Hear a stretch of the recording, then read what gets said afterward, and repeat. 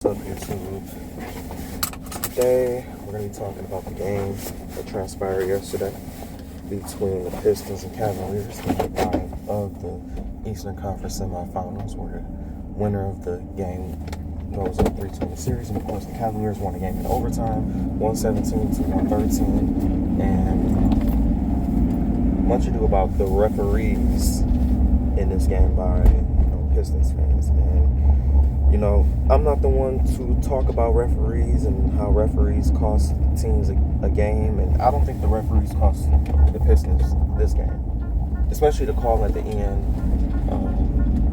The referee said it was incidental contact, and I am going to agree with the referee that it was incidental contact. I said contact. At the end of the day, both players were going for the ball.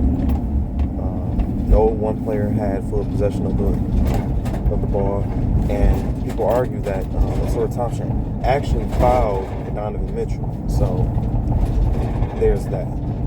But other than that call at the end of the game, like I said, I don't feel like the referees cost the Pistons the game, but I do feel like there were some garbage calls that were made, like Harden. We already know how Harden does things.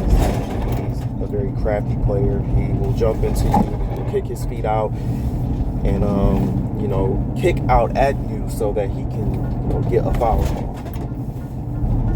And he did that multiple times. One of the calls upheld, the other one didn't. The Pistons ran out of challenges very early. Same issues as last year. They're wasting challenges very early on in the game, and it's coming back to bite them. They probably could have challenged the end of the game if they had a challenge left, but of course they didn't. Like I said, there were a lot of bad calls that were made in this game, in my opinion.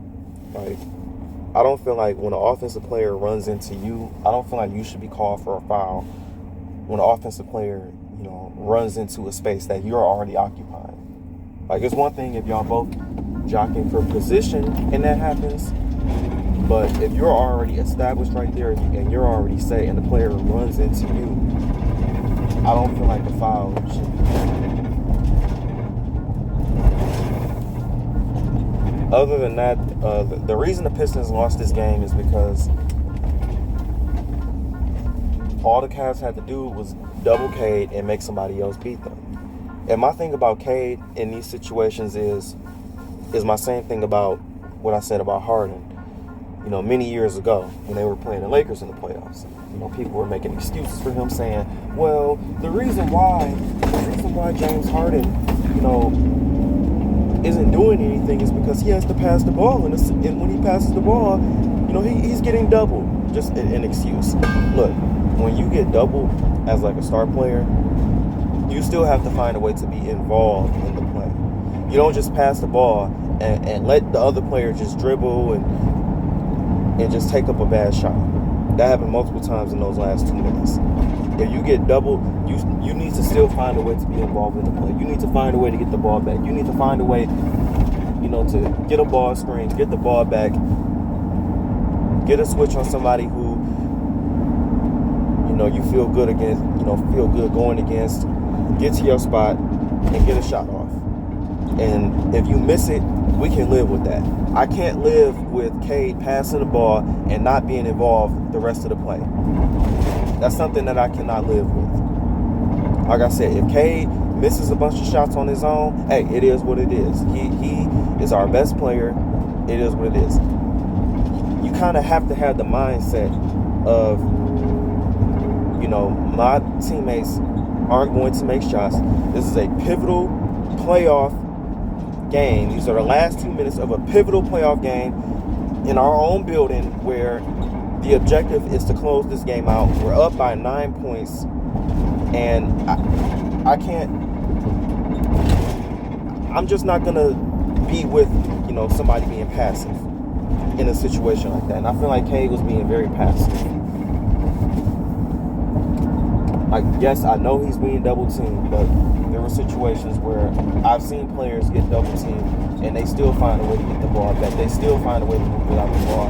And Cade was not doing that in those last 2 minutes. Asor Thompson, let's get to him. Asor Thompson is a complete liability on offense. You know, he gets a bunch of steals, he gets a bunch of blocks, and, you know, he plays great defense, but on offense, when he's out there, he's basically a non-factor. They're daring him to shoot. They're not even, like, he's one player. They don't even have to worry about him shooting the basketball. His main way of scoring is cuts to the rim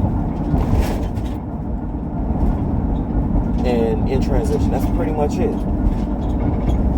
If you're running the half-court set, all we got to do is pack. And the thing is, like, he's kind of making it harder for Jalen Duren. We're going to talk about him in a second, too. But they're taking away those cuts to the basket. When that gets taken away, any offensive presence that he brings is completely fucking nullified. That's that.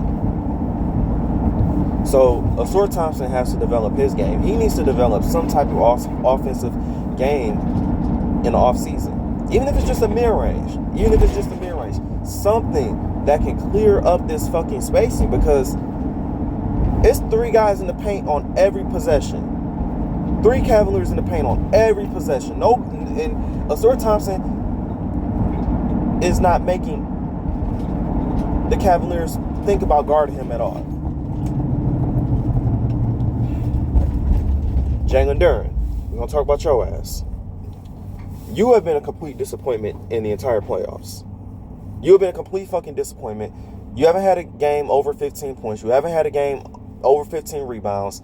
You haven't shown up on offense or defense. On offense, I can understand it if you're not going to score on offense. Like, if you're having trouble scoring, because, like I said, Asor Thompson is a liability, and it's bringing, now 3 guys are in the paint. 3 guys are in the paint damn near every fucking possession, and Jalen Duren is not skilled on offense. He's not. His offensive game consists of, like I said, transition, fast breaks, and dunks, wide open dunks. But like I said, when we're running the actual half-court set, he's nowhere to be found. He can't get the job done. You hand him the ball in the post, he don't have no post moves. He don't have no offensive game as a center. He can't even get the ball where he wants to get the ball, mainly because of spacing, mainly because Asor Thompson is such a fucking liability.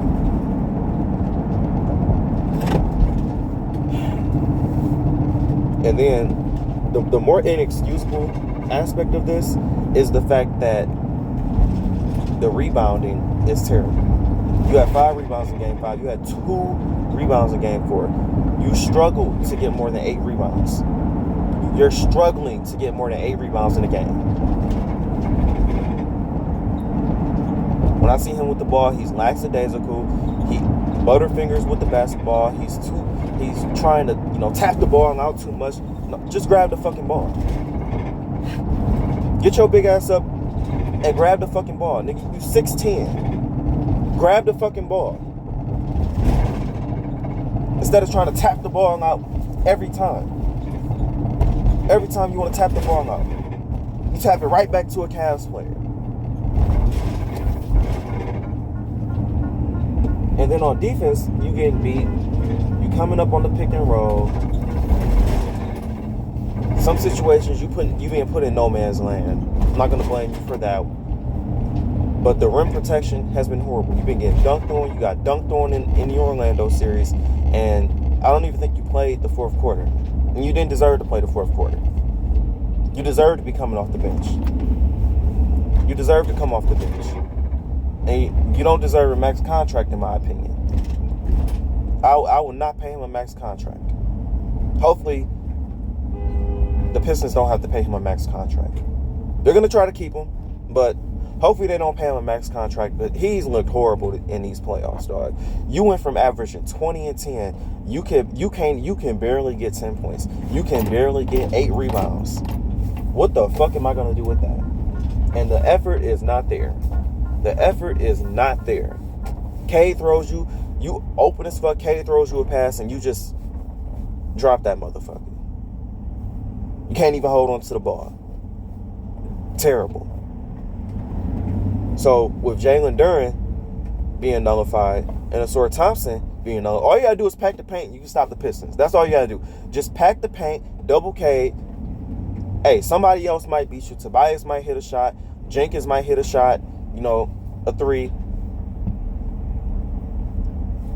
Cade might go off. He's not the best three-point shooter. But the main thing is, it's 3-on-5. It's 3-on-5 when you have the ball. Because Asor Thompson, he's literally a net zero on offense. Like he's a net zero on offense. And it's making it harder for Jalen Duren and Cade Cunningham. But Jalen Duren is making things hard for himself too, because he's not giving full effort on defense. He doesn't have any type of low post game as a center. He don't have no jump hook. He don't have no type of mid-range, turnaround, no low post game. Looks terrible. Terrible footwork. Terrible. Not setting screens that good at all. He just looks terrible. Like I said, is it all of the referee's fault? No. There are many things that I just listed that were bigger issues than the referees. The referees didn't blow a 9-point lead with 2 minutes left. That is inexcusable in a playoff game. Inexcusable. Now you're down 3-2, and now it's going to take a miracle. That's all I got for you guys.